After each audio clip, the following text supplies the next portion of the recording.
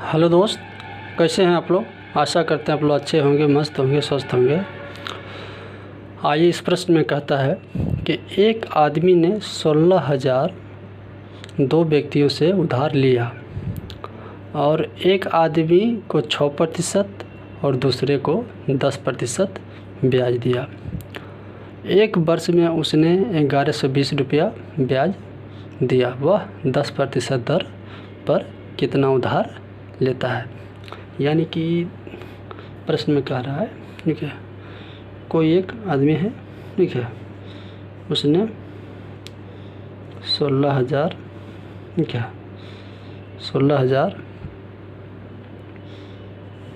दो व्यक्तियों का, कोई मानिए व्यक्ति है, व्यक्ति बी है, ठीक है, इसको 6% दर पर, इसको 10% की दर पर, यानी कि 6% प्लस 4%, यानी कि इसको 10% भी बोल सकते हैं, 6% प्लस 4%, ठीक है। तो कहता है कि 6% ए लिया और बी लिया 10%, लेकिन 6% तो ए भी लिया, 6% बी भी लिया, बी लेकिन ए से 4% अधिक लिया है, ठीक है। तो मान लिया जाए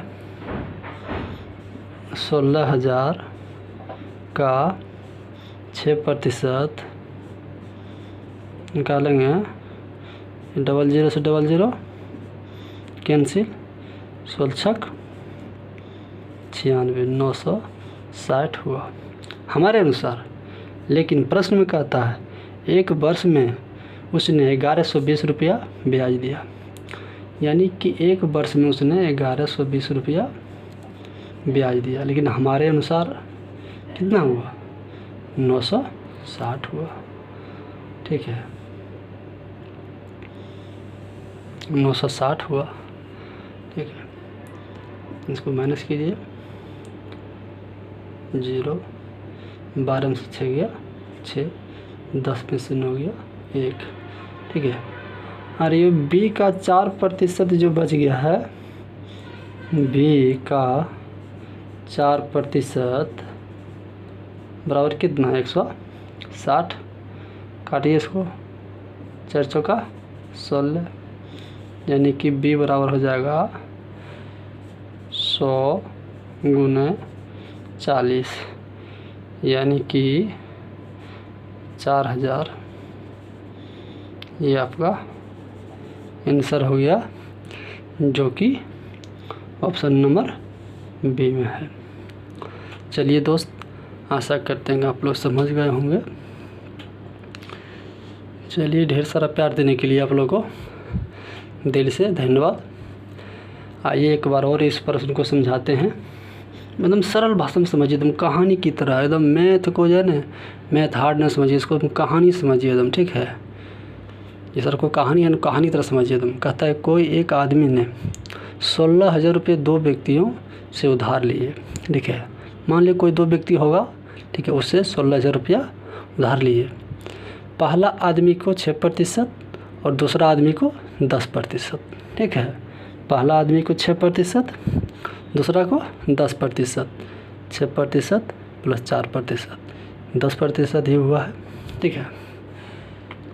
अब कहता है 10% ब्याज दिया, तो एक वर्ष में उसने 1120 रुपये ब्याज दिया, यानी कि उसने एक वर्ष में जो है ना 1120 रुपया ब्याज दिया, ठीक है। लेकिन हमारे अनुसार 16,000 का 6% निकालिएगा तो यहाँ 960 आएगा। लेकिन ये प्रश्न में कह रहा है कि एक वर्ष में उसने 1120 रुपये ब्याज दिया, ठीक है।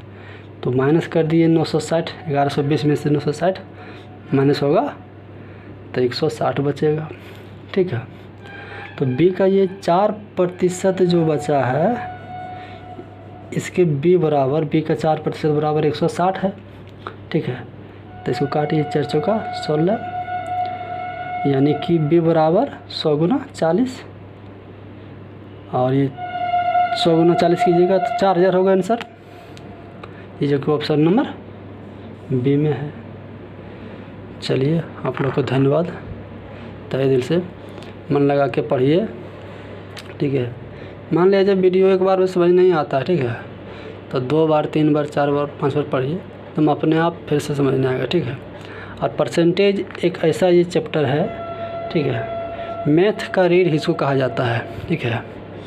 परसेंटेज को उसने कहता है कि मैथ का रीढ़, ये पिलर है एक तरह से, ठीक है। यदि आप अर्थमेटिक को भी पढ़ना चाहते हैं, ठीक है, विशेष करके अर्थमेटिक ये परसेंटेज पढ़ते हैं तो आपका ठोस हो जाएगा, ठीक है। इसीलिए सबसे पहले हम स्टार्ट किए परसेंटेज, क्योंकि हम जाने कि परसेंटेज आप पढ़ लिए तो आप मैथ को समझ गए, 50% मैथ को समझ गए, ठीक है।